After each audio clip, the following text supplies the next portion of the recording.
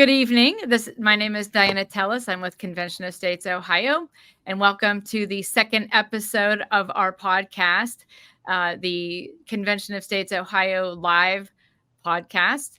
And today we are going to talk about activism with Convention of States. But generally speaking, I'd like to always give an overview about what Convention of States is about. This is a learning, a podcast to teach people that may not know about what Article 5 of the U.S. Constitution can do and how it can address our nation's problems. And that's why we're here, and that's why we are all active with Convention of States. So I'm going to give a brief introduction of myself. My name is Diana Tellis. I am the State Communication Coordinator for COS Ohio. I did start as a district captain and made my way into communications because, quite frankly, my background, that's really where it was. And little by little, I started to take on writing jobs and media relations and things like that. So as a homeschool mom, I have the time at home. My kids are not really, really little. So I've got some time in my day to work in these communication type projects. And I have a marketing and sales background too, so it all kind of fit. And that is my background, and that is how I kind of landed in sitcoms. So Jeremiah, do you mind giving us a quick bio on where you come from and your background? Yeah, Jeremiah Campana, Columbus, Ohio. Happy co-host here of COS Ohio Live. I host my own podcast where I teach Christians how to navigate and change their cultural political landscape.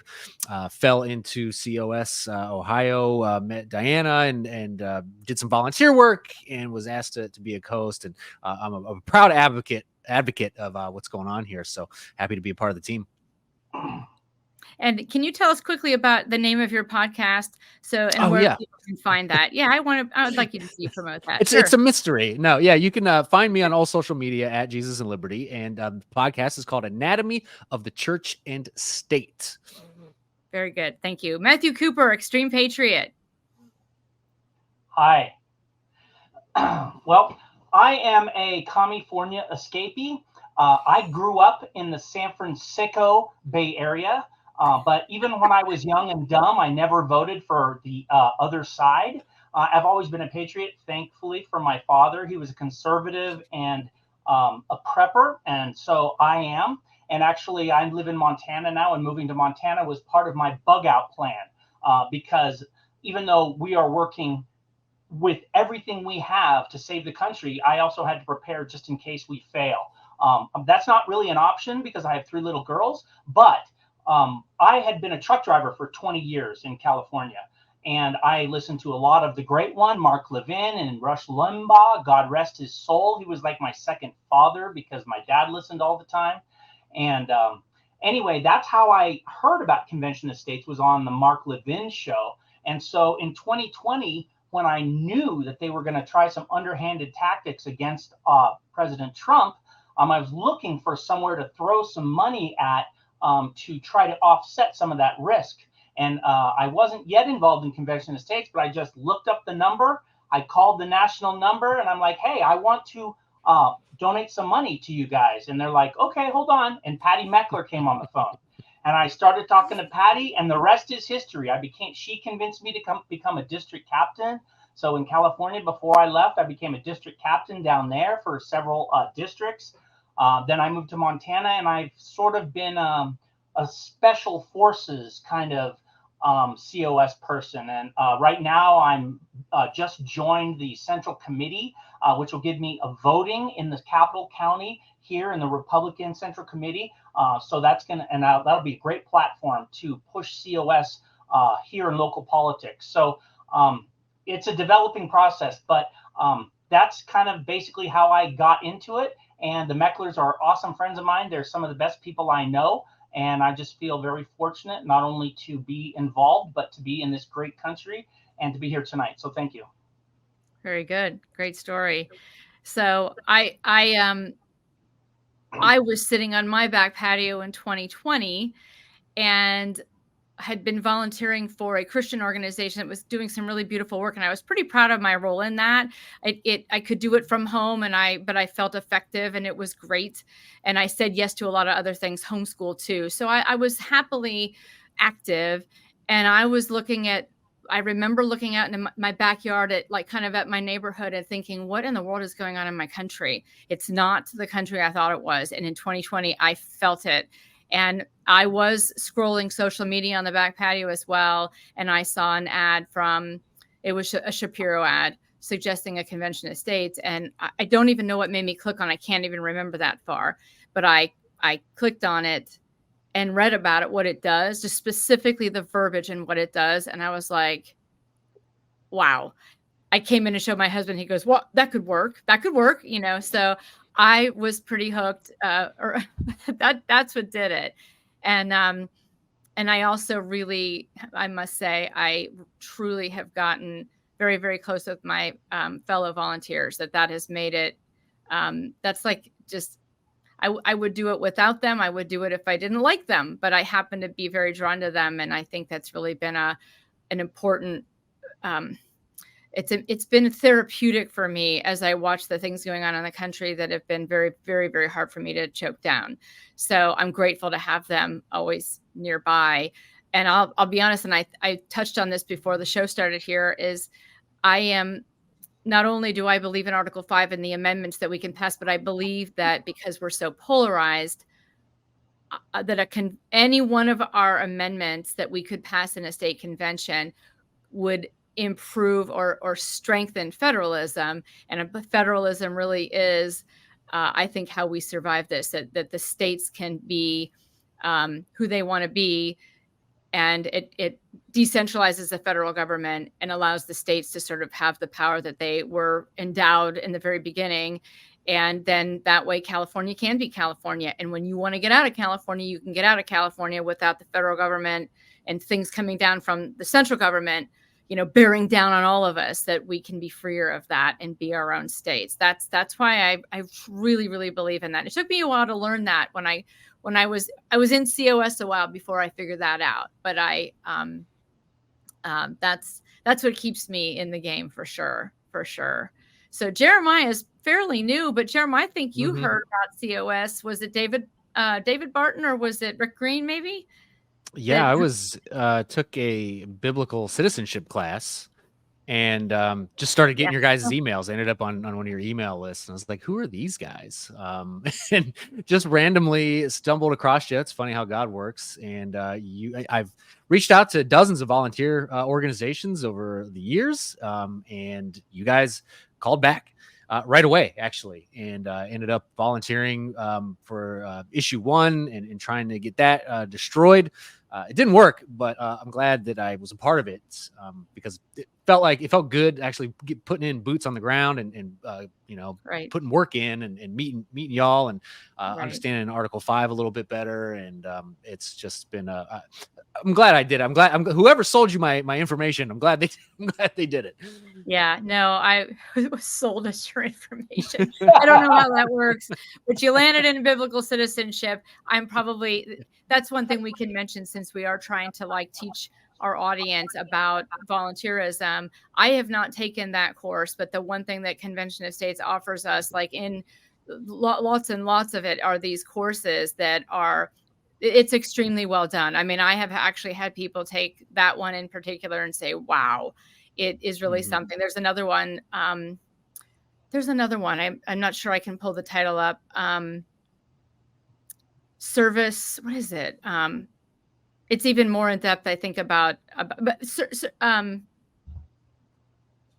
anyway, it's not coming to you, Matthew. Biblical, there's Constitution Alive, biblical citizenship, and the last one that I took that was really good was biblical worldview, where they use the Piers test to determine where you are on the scale of looking at things from God's perspective. They take it at the beginning and at the end to see how much you improve. Huh. And that's a Rick Green course. Okay. I've taken all 3 of them in the last year. Okay. Where did you end up? Where were you on the scale? Yeah. Well, I took the course, but I didn't take the test. but I should have. But I skipped the first test, and then by the end, I was like, well, I'm not worried about it because I'm pretty sure that I would do pretty well. But I didn't actually take it. Didn't because it cost money to take the test. Oh, And at the okay. beginning, Gotcha. I missed that part, and then It's I an wouldn't have been able to inventory. take both Okay. of them. So I didn't worry about it. But it's a great Gotcha. course, eye-opening course. I highly recommend it. It's done by the same people. Okay. It's servant leadership was the title I was trying to pull up, and I'm not sure who does that. That's not necessarily a Rick Green course. Yeah, I don't think that's Wall Builders. Yeah.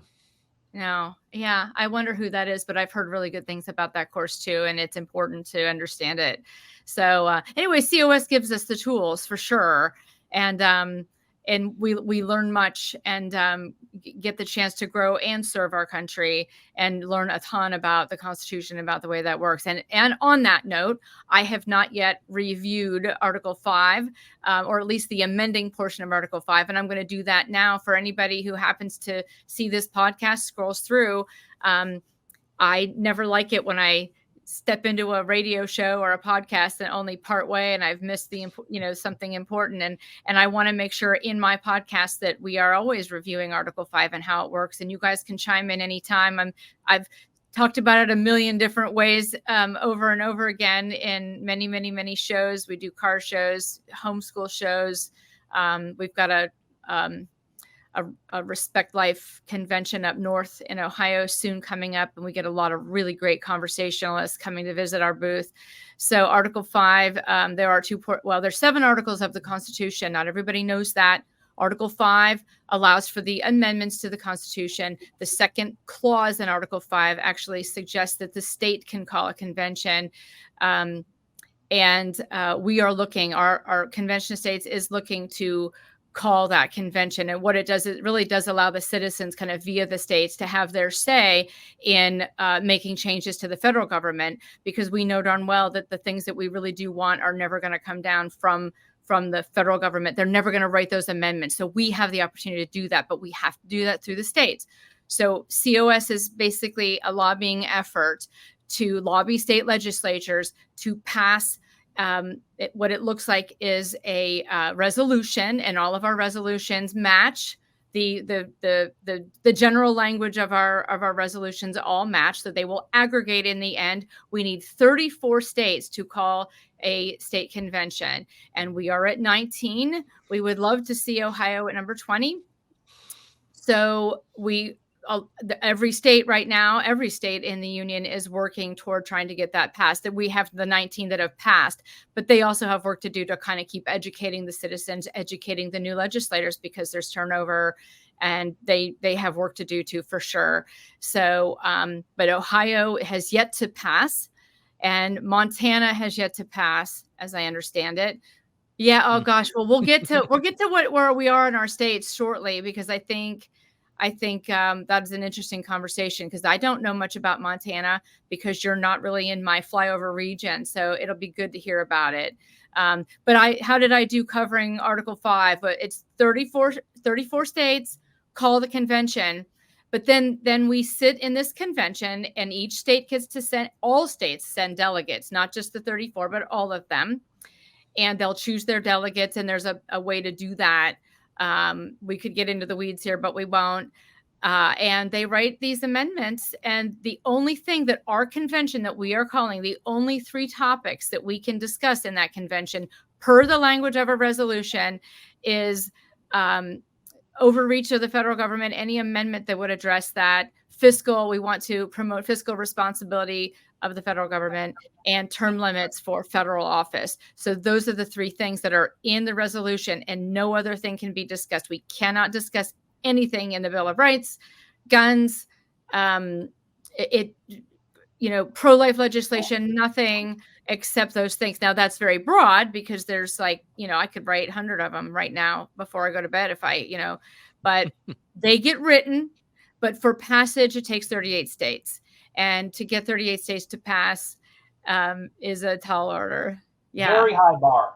It really is. Yeah. And that's what the framers intended, of course, because this wasn't a willy-nilly thing. If the states come together for an Article 5 convention, they don't want just whatever, this or that or whatever to pass. They want to make sure if 38 states agree that it's something that is extremely important, because it will be difficult to get 38 states to agree on anything. Right. So I think that's, I'm glad you brought that up, Matt, because I think that's, I had a bit, I don't want to call it an argument, but we'll call it a conversation today, that people just have this idea that it's going to be so easy for the snakes to take over the convention. And it's a very common thing, apparently. And like you said, 38 states. I mean, that's, like, when you think about that, that's a lot of states that have to agree on something. Like, you really think the snakes are going to get 37 other states to agree with them? I mean, how often do you encounter that? And what do you say to people? To me, it's a very easy argument to get around, because the number one problem is people think, well, what happens when we open up the Constitution, and what happens if the bad guys take over and they take all our rights and all this other stuff? Well, that's a non-argument, because I simply explained the math. The founders made it foolproof right there, because even if we don't consider the procedural rules, which are additional safeguards, the math alone prevents it, because you already said it's 38 states to pass.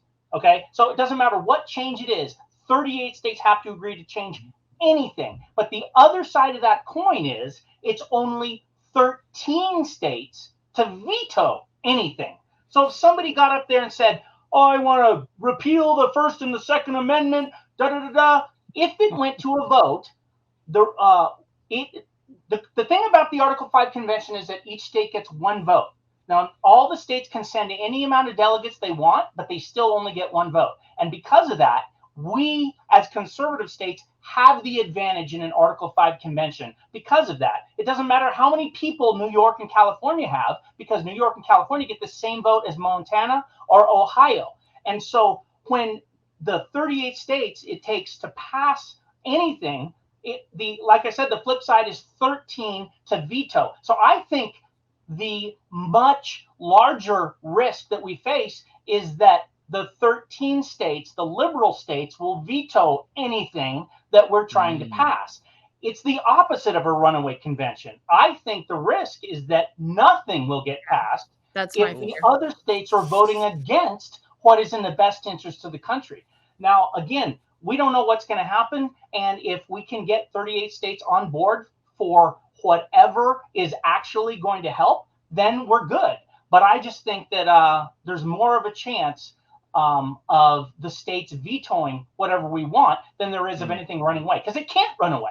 And in addition to the math, there's procedural rules. Just like you said, Diana, the 3 topics, anything that is not under those 3 topics that is proposed as an amendment can be summarily dismissed as being out of order, because it's not covered under the 3 topics. So there are those additional protections too. So the whole idea that the convention can run away is ridiculous. And it's fairly easy to explain that to people if you just simply understand the math. Right. Yeah, there's a lot of nihilistic views out there, and they say what they say, but they really don't hold water. They're carrying water actually for liberal activists from the 1960s and 70s, I think, where that started. So the people I had the conversation with, they were just they were good-hearted folks. They were just afraid. They're terrified because it's a radical idea. Yeah. We're more afraid not to have it. Right. The reality is we are in a country that is so broken, overspending. There's so many facets to the threat that we face, and any one of those facets is enough to completely destroy our country. And at some point soon, we are going to go past the point of no return, and things that are irreversible will happen, and there will be no coming back for this country. So we can sit at home and enjoy our lives and put it off and let someone else deal with it, which most people do. But if we do that, one day we're going to wake up, the dollar's going to crash, we're all going to be poor overnight, and then they're going to use their central bank digital currency to enslave us to their goodwill. And that's if we don't get attacked by hordes of terrorists that have already come across the southern border or whatever border in the last several years. I mean, there are so many facets to the threat, and we are that close. And that's why it's so important that we have to do, and not just everything we can. Well, everything we can is the most we can do. But I want to say, not just everything we can. We have to look at this as a matter of life and death, because it is life and death.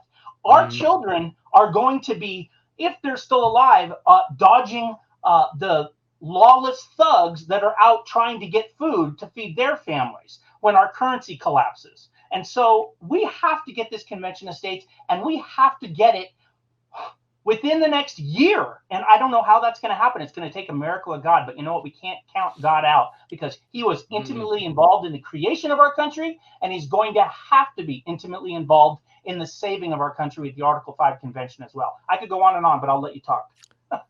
No, I wanted to hear from it. I'm hosting so we can hear from you. And this happened our last podcast. I felt a little sick to my stomach because Bill Scott is a finance gentleman who, I mean, he retired from working in finance. He's a CPA, and he understood the what you're talking about with the dollar far more than I did, right, Jeremiah? And I remember him saying, I hate to be too doomsday, but it was not fun. And I want the podcast to make it clear. We're not out here. I'm not out here because I'm happy that I enjoy my volunteer, my cohorts in Convention Estates, but I am here for all the things that you just talked about. And I appreciate your zeal. And that's why, Jeremiah, we're all worried. And for sure. I try not to worry, though. Do not grieve. Our joy is in the Lord. The Lord is our strength. Consider the debt. Everybody understands that we have $34.5 trillion of operating debt, but that's only a small part of the picture.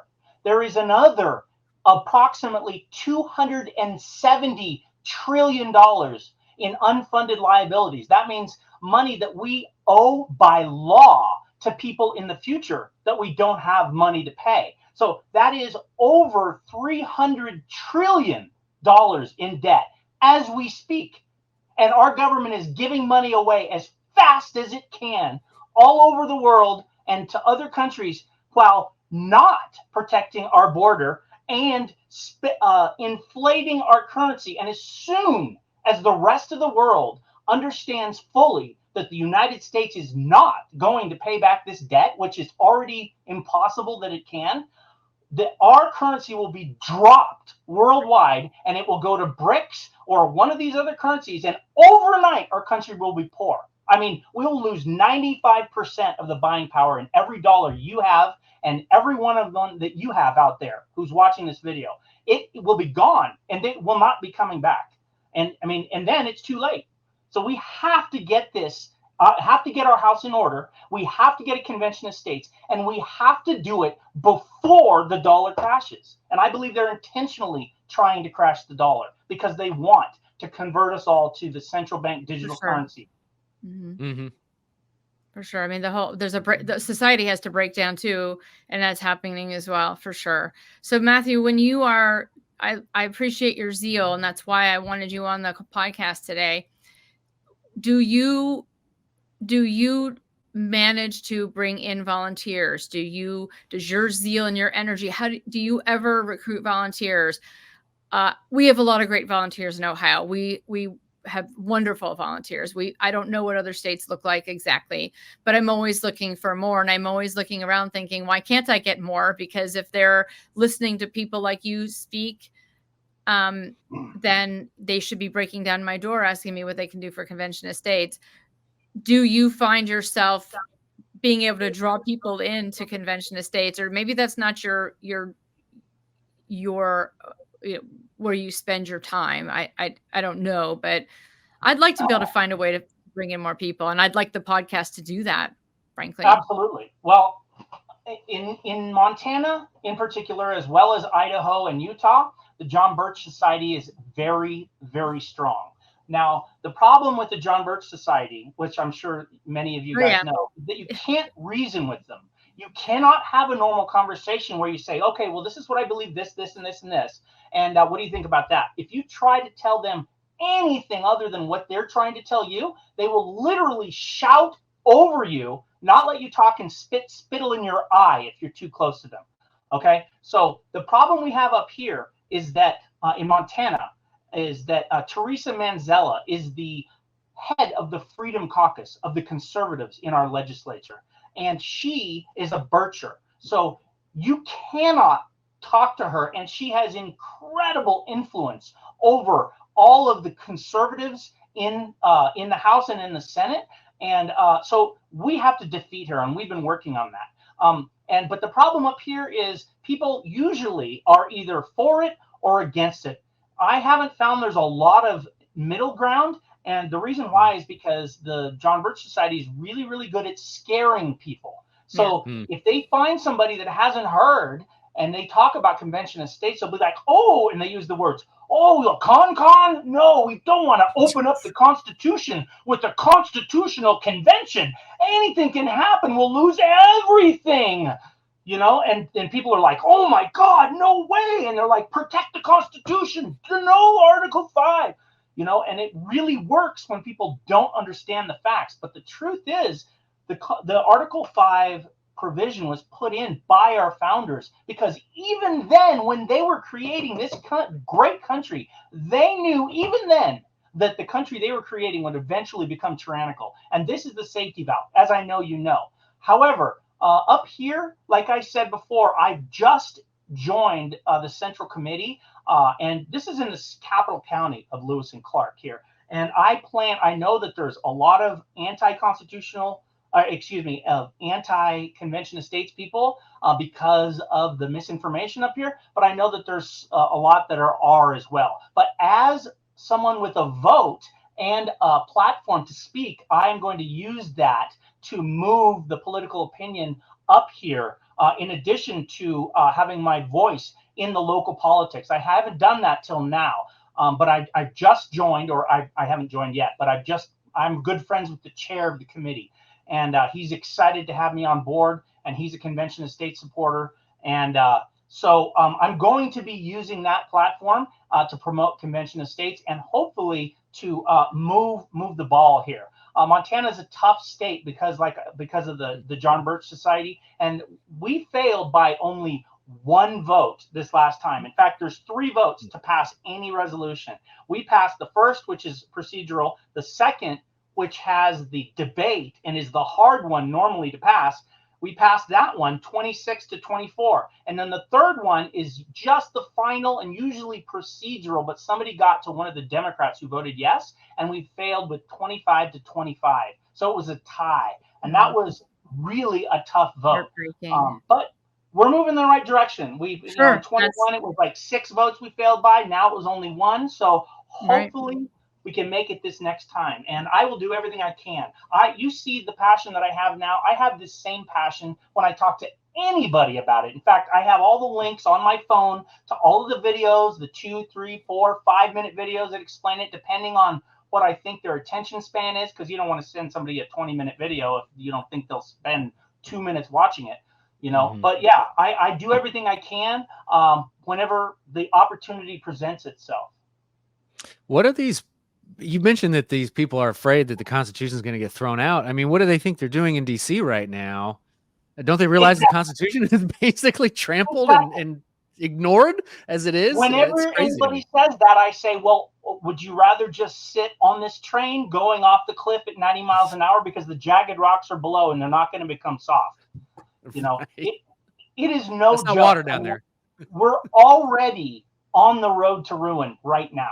Unless we can actually move the rudder of the country to turn it, it's over. Our way of life, everything we enjoy and everything that makes America great is over. And it could happen this year. I mean, we're that close. I believe it. No, you mentioned earlier. We've got John Birch Society here in Ohio too, of course, but it does sound like it's trickier up there. I don't know that I knew that, but that same messaging results in similar things here. So I wanted to give an overview of Ohio. We were just at the State House last week as a group. We had a nice crowd there, overflow in our testimony for our HJR3, which is our resolution. And we had the first hearing proponent testimony. Now we move on then, hopefully sometime in April, I think into April, for opponents. And then there would be an interested party. So there are 3 different hearings. It sounds a little bit similar. I'm not sure it's like, I don't think it's like that all over the country, but for Ohio, it's a lot of testimony. And we did give a lot of very, very well organized testimony that came off extremely well. We really got a lot of compliments from National, from Mark, from Meckler, our co-founder, and made sure we hit on all of the points that we know are going to come up in the opponent testimony. We know what they're going to say, right? We've reviewed it. We've been there. We've listened. We've heard it all over and over and over again. It's the same thing over and over, the same nihilistic, scare tactic, and they don't have an answer. That's the thing. They've got no way of what you say and what we know where our country's headed. They don't have any answer either, but they do a darn good job of getting in our way. They're small, but they're kind of mighty. So we did a real good job. And the really amazing intro to it is we had Dr. Ferris there. Our Dr. Michael Ferris is our co-founder. And Jeremiah, you'd really like him. You'll have to meet him sometime. I've met him. That's a nice thing. I've gotten to meet him a couple of different times, and he's a really great man. And when you hear him speak about Article 5, it is really, really a joy to hear him. He just knows what he's talking about more. I don't know, maybe more than anybody. I mean, Mark Meckler knows too. They're all good. They can all defend it and promote it. And he was like amazing in our hearing. And I'll tell you, we had a guy there that I know, he's just a little north of where I live, and he's going around and he talks against Article 5. And the guy is a very, very patriotic guy. And he's also, in a lot of ways wants the same things we do, right? But he is so against Article 5, and he is spouting the John Birch Society's points, like verbatim, really. And I, for the life of me, cannot understand how he could sit in that hearing and listen to what Michael Ferris said and to what we said and not change his mind and not think, oh, maybe I've got this wrong. It really, I don't understand it. But their heels are dug in. And, it is what it is. I was just going to say that he can do that because he's not open to any new information. He's already decided, and that's what he's pushing. Doesn't matter what anyone else has to say. And that's a problem. When somebody gets to that, there's almost no way to reach them. I mean, they'll suddenly realize it when they're in an internment camp in our country and there's a boot up their butt, but they won't get it before that, know? And well, if they offered some solution, then maybe I could soften up and think, well, let's hear what they have to say. If there isn't one, that's not what this is. I actually think annulment, but that doesn't change the direction of the country. It doesn't reverse anything else. It doesn't do anything except, temporarily ignore a federal law at the state. But it's also been ruled unconstitutional by the Supreme Court. So it's a non-solution. It is a non-solution for sure. So interestingly enough, in my testimony, I had done some, actually I was watching one of the Barton videos with my, my high schooler for his government class. He's a senior. And David Barton said, this is a little, I meant to say this earlier. You may not know this because I had not heard this in 3.5 years with Convention of States. There were 11,000 amendments that have been proposed in Congress since 1789. 11,000. Like that, we could tell our Birchers, there's 11,000. They don't get anywhere. We don't hear about them. But I mean, you can Google that. He said it, and I was like, what?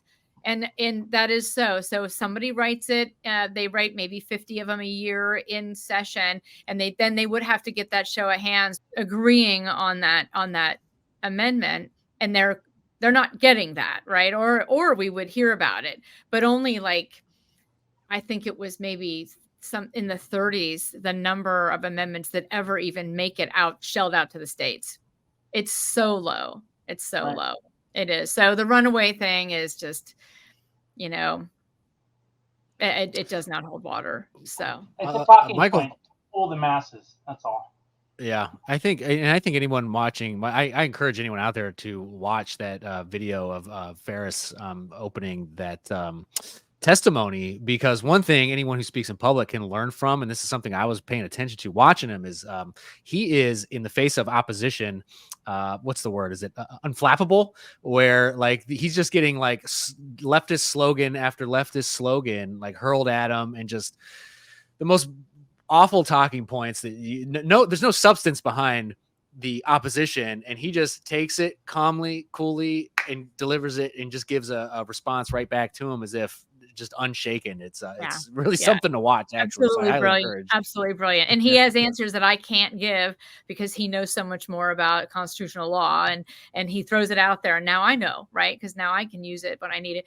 And Matthew, I don't know what you see in your hearings, but this particular one, I'm used to hearing. I've only been in one other. We had 2 years ago. We had testimony for COS Ohio at the State House, but I'm used to hearing the John Birch arguments. They're extreme right from the extreme right, and what their arguments are. But in that hearing, we were getting pushback from a liberal Democrat who had his, I don't know that he had talking in slogans. That's all he could. Yeah, that's true. Yeah. And they were just a little bit different than what we normally hear. But we were also had to address the things that we know they're going to be hearing in opponent testimony in a few weeks. It's only good for white people. That was one of his arguments, that the convention calling an article would only be good for white people. Bad for Ohio. No. And we had a crazy Native American guy get up and say that if we had an Article 5 convention, it would void and mess up the treaties the United States government had made with the tribes. I mean, undo one. Yeah, that's not one of that one before. I was like watching it going, that's not one of our pillars. No, I did in my testimony. I remember Michael Ferris in Florida when we went to we had a large convention down there a couple of years ago. Jeremiah may not know that, but we have met as a large group. And he said, tell people, were you? I missed you. I didn't even see you there. I didn't even know who you were. But it was a great trip. It was a great meeting. And one of the things that he said was, tell people how it'll help them. So it's not everybody can listen about, what's going to happen financially to the dollar, right? They may not be able to even it doesn't resonate with them. They can't envision it. It's just too far out there. But you can say, no matter who you are, no matter and no matter what party you are in, wouldn't you like to have more of your own money? And furthermore, we all benefit from being governed, having stronger governance close to home. And I mean, our education, jobs, that affects both sides, both parties. I don't care what nationality you are. I don't care what color you are and what your ideology is. The things that we want to come out of this convention can affect for the better everybody. No matter the party. Because I don't think even liberal nut job Democrats like to have their kids live in countries where there's no rule of law and they have to defend every day, against lawless thugs. I don't think Democrats even like that. No, whether they know that's coming or not, I don't know. I don't understand. I don't know.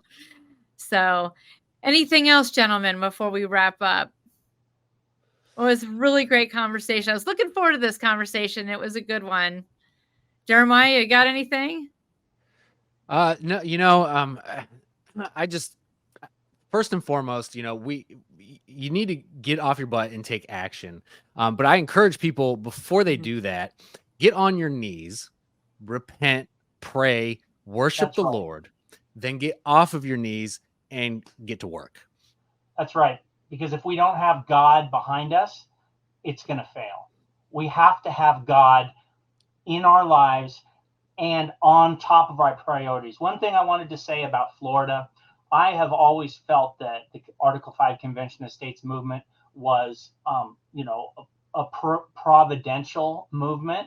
But when I went to Florida and I got to see the whole Meckler crew and hang out with the staff, I was blown away that every single person I talked to absolutely feels the same way, that this is a movement of God and it is a providential movement. And that is why I was just blown away that's how everyone there feels. I saw it with my own eyes, and it gives me all the confidence in the world that not only God is involved, but that we will ultimately succeed.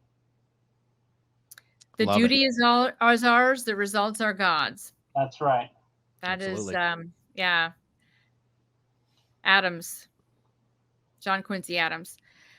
So, okay. So, and to wrap up, so I guess we should tell people how to volunteer if they've stuck with us this long. So conventionofstates.com, you can submit your name and ask for more information, submit your name.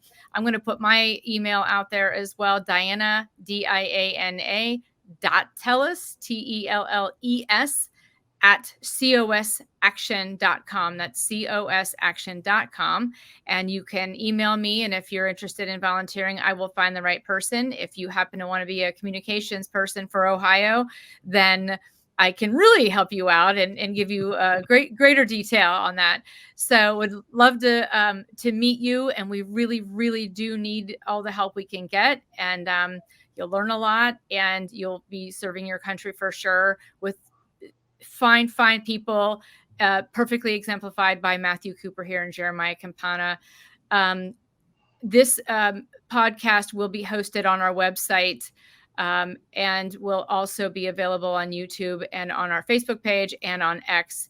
We will be shelling it out to those sites. And also Jeremiah Campana, do you want to plug one more time your podcast? Yes, find all my full episodes on Rumble, Anatomy of the Church and State. You can find them on my website, Christians for Liberty. That's the number 4, christiansforliberty.com. And you can reach out to me on X at Jesus and Liberty, because those are 2 of my favorite things. Very good. Very good. Amen. Yeah, amen. Thank you, gentlemen. That was a joy. It was a joy to have you tonight. I really appreciate it. And God bless. My pleasure. God bless. God bless you. Thank you. Bye-bye. Bye-bye.